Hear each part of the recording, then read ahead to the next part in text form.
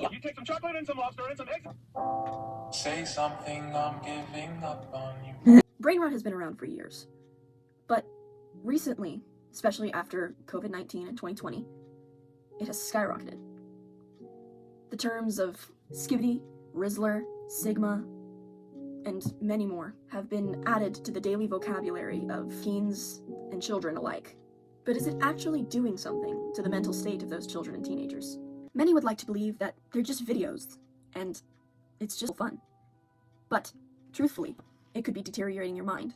Not in a physical way, but in a way that it makes it harder for you to focus. You have a shorter attention span. Oxford University Press defines the term brainrot. Brainrot is a slang term that describes the supposed deterioration of the person's mental or intellectual state, often attributed to the overcompensation. Oxford University Press defines this term for us. Brainrot is a slang term that describes the supposed deterioration of a person's mental or intellectual state, often attributed to the overconsumption of trivial or unchallenging material, particularly online content.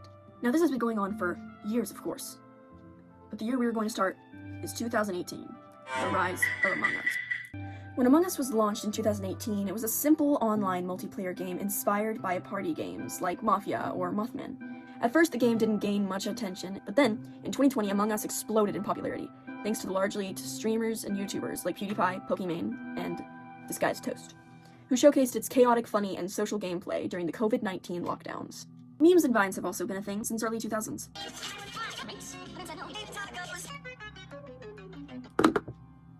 2020 was truly when the short videos started being all the rise. If you had a video longer than at least 10 seconds, the person wouldn't watch it all the way through. The shorter the videos, the easier it was to pay attention. In 2020, it was a lot easier for people to express their opinion because there were really no drawbacks. They wouldn't have to see these people in real life, and they wouldn't have to be seen in public. That's why a lot of people picked up Junko posing during cosplay. Some people began to be known as, like, stinky anime kids. Kids that are usually male, large, and love their anime waifus. That's where the hey came from. As people began to talk like this and not see the light of day for weeks at a time, and forget how to touch grass. No, he's not fictional. He's a real person. Todoroki is a real person. Why are you listening to me? No. If you don't know who Todoroki is, it's this guy from My Hero Academia, who was also a victim of 2020. Great show, got absolutely destroyed. Right.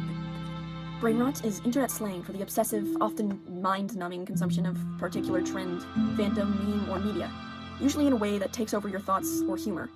Over the past 5 years, Brainrot has evolved a lot due to changes in platforms like TikToks, fandom culture, and meme formats. Here are some key examples of how Brainrot has evolved from 2020 to 2025 so that we can see just how much it has been affecting people each year. The opposing side of my research of what people call Brainrot today, like obsessing over a meme, quoting a TikTok sound on repeat, or simping over a fictional character, might just be a new form of creativity, play, and social bonding, rather than a mental decline. Kids and teens have always had obsessions: Pokemon, Harry Potter, SpongeBob, etc. What's different now is that these fixations are shared online, faster and louder. Brainrot can be a way to connect with others, join trends, and feel like you're part of a community. Many people create memes, animations, edits, fanfics, remixes, and inside jokes around their so-called brainrot. That's active participation and creativity, not passivity. Being obsessed with a character or song inspires drawing, storytelling, coding, or music making. Life is stressful. School, work, social pressures, being hyper-focused on something silly or fictional can be a safe emotional outlet. It doesn't always mean someone's disconnected from reality. Just because something is fast-paced or looping doesn't mean people can't focus when it matters. Humans adapt. Many people still read books, study hard, or make deep emotional conversations, even if their humor is chaotic. Brainrot might look weird to older generations or outsiders, but for many it's just a modern form of joy, expression, and community, not necessarily a sign of cognitive or emotional decline. However, Vocal Media says, while some experts say there is little difference between consuming social media and other forms of escapism, other experts say that the effects of too much social media can be harmful. Now I'm going to kind of go in chapter-like sections starting in 2020. Among Us and quarantine humor. Here's an example of the Brainrot at the time. Constant use of sus, crewmate memes, roleplay videos, Among Us drip fan edits. What changed? Humor became more abstract and based around in-jokes and spam content like red sus, often repeated to the point of nonsense.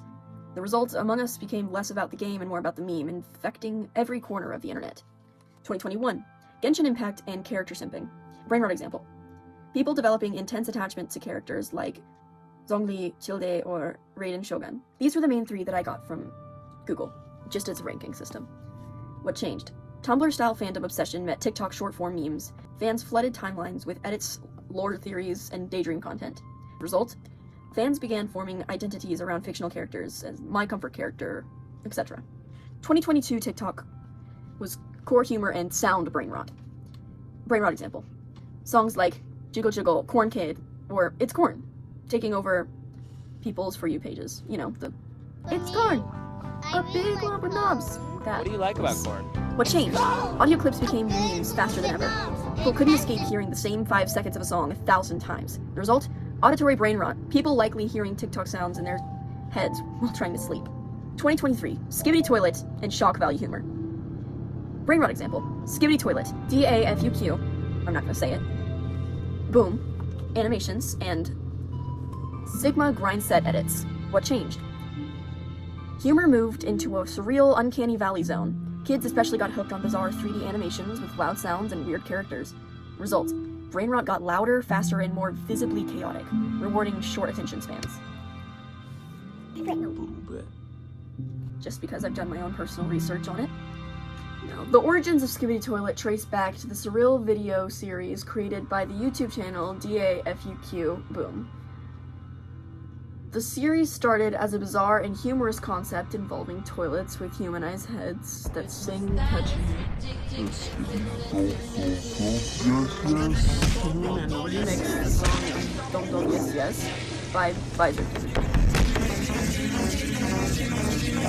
It gained viral popularity because of its absurd and unexpected humor. The plot of Skibbity Toilet series evolved into a chaotic battle between the toilets and humanoid characters with camera, speaker, and TV heads. While it started as a meme-like nonsensical series, it quickly became known for its strange yet engaging storyline, dynamic animations, and increasingly complex lore.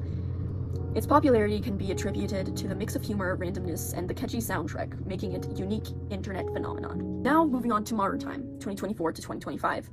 AI memes, character AI, and parasocial fantasy. Brainrot example. People creating fake relationships with AI boyfriends, girlfriends, or role-playing intensely with AI chatbots. What changed? Tech and Brainrot collided. Brainrot example. AI image examples could be like brr brr bada bean, or ballerina cappuccina, or John Pork. And I've heard there's a bunch of lore With John Pork, him being killed or something by this mouse, but I'm not really going to get into that because I myself haven't seen any of that content, and I'm chronically online, so that's a shocker even to me. Especially recently, in the past few months, AI has been huge.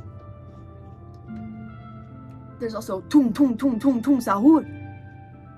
Bombardino crocodilo. I'm getting carried away. Anyhow, what changed? Tech and Brainrot collided. People now form deep connections with bots, sometimes replacing real social interactions. I think it was last year, a kid committed suicide just because a character AI bot told him to. Because it said that the only way he could truly join them was if he killed himself. This connects back to my point that Brainrot, no matter what the scenario might be, is affecting some people. And those of the lesser mind, those who are easily swayed, are being mostly affected by this in a negative fashion. Where some people, like myself, are just having fun with it. You must be able to find what's real and what's not real. Like in the Hunger Games, whenever they're at the very end, whenever they're talking about what's real and what's not real. Anyways. Result, Brainrot became immersive and emotional, getting people attached to fictional or digital beings in a way that feels real. The overall evolution, it went from silly, repetitive jokes to hyper-personal emotional attachment, from online fandoms to 24/7 algorithm-fed obsessions, from meme sharing to identity forming. It's shaped people's lives, how they act, how they react to different things, and if they're able to connect with people in public. It's created a massive change. You know what else is massive? Love! Anyways, it's created a massive change in the way people interact with one another today. I go up to my friends all the time and just go, skibbity, and it starts a conversation. Either way of being able to connect with friends and laugh and joke around, or it's a way to get away from real life and into an unhealthy scenario of technology and not being able to connect with real life people. Okay. We talked about this week.